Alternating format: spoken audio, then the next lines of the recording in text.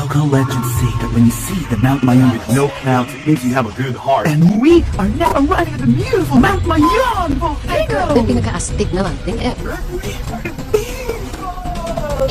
Tapos po, arin na tayo sa Pico! Our rental cars waiting for us!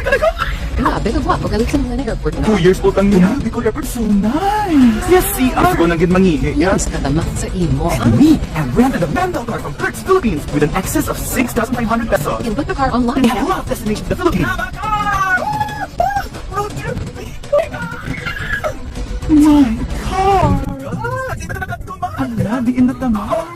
Ala, kukutok gid sang blin. Ala, makaigo pa tayo. My advice is to be a attentive driver. Don't overthink and just look at all sides of the mirror. We are now looking for our hotel. We have found our hotel. So yummy, yummy.